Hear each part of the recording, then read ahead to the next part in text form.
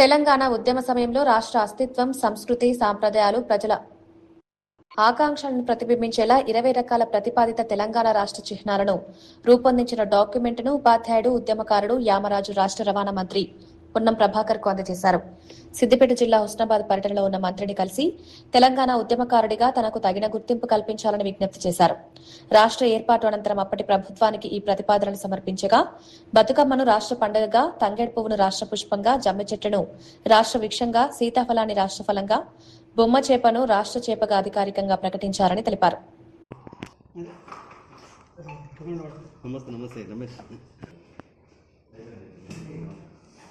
ఐదు ఇళ్ళకి అయితే జయ తెలంగాణ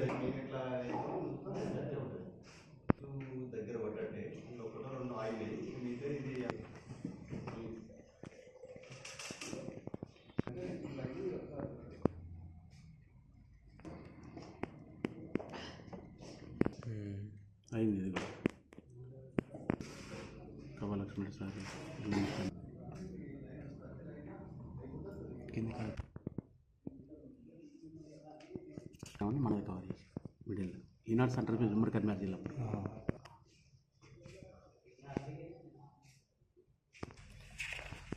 అదే రాష్ట్ర సాధన ఉద్యమకారులు గుర్తిస్తున్నామని ఒక ఆహ్వాన పత్రం పంపించారు.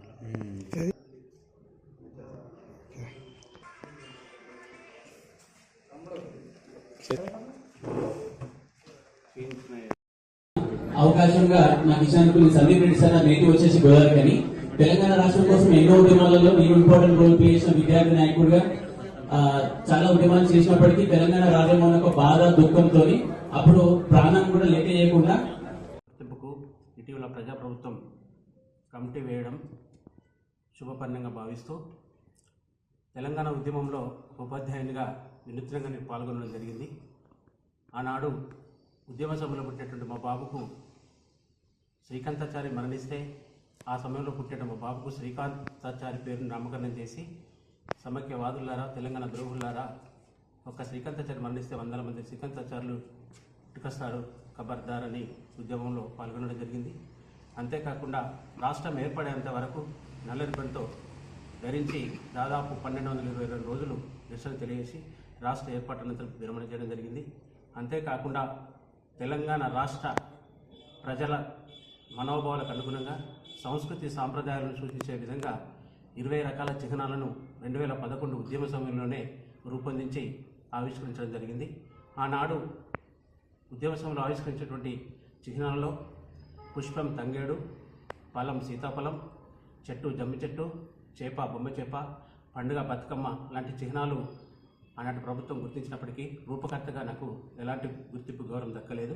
మరి ప్రస్తుతం ప్రజాప్రభుత్వం ఉద్యమకారులను గుర్తింపు చేసే క్రమంలో మరి మరొకసారి నేడు హుస్నాబాద్ నియోజకవర్గ ప్రాతినిధ్యం వహిస్తున్నటువంటి గౌరవ స్థానిక ఎమ్మెల్యే, గౌరవ మంత్రివర్యులు పొన్నం ప్రభాకర్ గారికి మరి తెలంగాణ చిహ్నాలను పునఃపరిశీలన చేయగలరని మరి స్థానిక ఆడియో ఆఫీసులో గౌరవ మంత్రి గారికి మరి చిహ్నాలకు సంబంధించిన డాక్యుమెంటు అందజేయడం జరిగింది.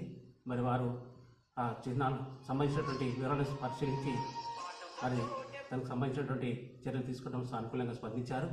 మరి నేను ఈ స్థానిక పౌరుని హుస్నాబాద్ ప్రాంతానికి చెందినవాడు కాబట్టి మరి రాష్ట్ర ప్రభుత్వంలో క్రియాశీలకంగా ఉన్నటువంటి గౌరవ మంత్రివర్యులు పొన్నం ప్రభాకర్ గారు తప్పకుండా రాష్ట్ర ప్రభుత్వం దృష్టికి, గౌరవ ముఖ్యమంత్రి రేవంత్ గారి దృష్టికి తీసుకెళ్లి మరి చిహ్నాలకు సంబంధించినటువంటి ఫైల్ను పునఃపరిశీలించి సరైనటువంటి గౌరవం గుర్తింపిస్తారని ఆశాభావం వ్యక్తం చేస్తున్నాను. 2011 ఉద్యోగ సమయంలో ఆవిష్కరించినటువంటి చిహ్నాలను ఆనాడే జాతిపితగా ప్రొఫెసర్ జయశంకర్ సార్ను గుర్తించాలని సూచించడం జరిగింది. అంతేకాకుండా అందశ్రీ రచించినటువంటి జయ జయ తెలంగాణ కూడా తెలంగాణ గీతంగా గుర్తించాలని 2011లోనే ఆవిష్కరించడం జరిగింది. మరి ప్రజాప్రభుత్వం అధికారంలోకి వచ్చిన తర్వాత అందశ్రీ గారి జయ జయ తెలంగాణను అధికారికంగా గుర్తించడం అనేది చాలా హర్షణీయం, సంతోషం. అంతేకాకుండా ప్రొఫెసర్ జయశంకర్ సార్ను కూడా ప్రజాప్రభుత్వం తెలంగాణ జాతిపితగా గుర్తించాలని నేను ఉద్యోగ సమయంలోనే సూచించాను. ప్రస్తుతం కూడా తెలంగాణ ప్రభుత్వాన్ని, ప్రజాప్రభుత్వాన్ని తప్పకుండా పరిశీలించి మరి జయశంకర్ గారిని జాతిపితగా గుర్తిస్తూనే ఆశాభావం వ్యక్తం చేస్తున్నాను.